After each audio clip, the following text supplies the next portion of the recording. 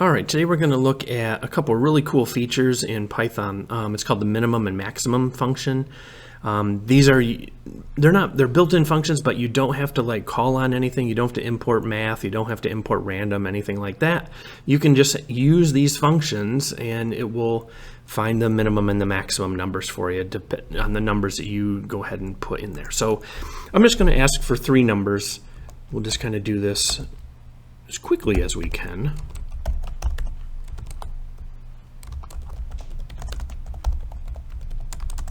So there's 1. Let's go ahead and just copy this.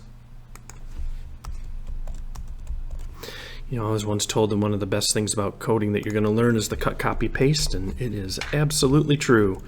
So there's ABC. These are going to be 3 variables that we're going to have. Each one of them we're going to ask it to enter a number.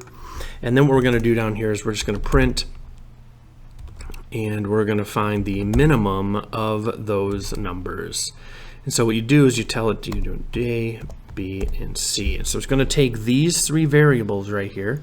It's going to plug them in down here, and then it's going to find the minimum of those and then print that off for us. Okay, so let's just do this. We'll do 5, 6, 4, and there's 4. Okay, that's the minimum number that pops up. Really cool feature. You can do this with, I have 3. We could do another one. We'll just paste that in. Let's do another one here. Kind of a really cool feature in Python. So again, we're going to run the code. We'll do 4, 5, 6, and 7. So it's going to find 5. Let's try it again. 5, 8, 3, and 2. And there's 2, the smallest number. Now, if you wanted to find the highest number of those, well, very simple, right? Instead of, if you have minimum so you have min for minimum, you can do max for maximum. Okay, and so this is going to find the largest number of those. So we'll do 6, 9, 1, 2, and there it finds the 9. Okay, and actually just to kind of prove this here, let's do this. Oops. Okay, so this is going to find the maximum one. This is going to find the minimum. And it really, you can do 50.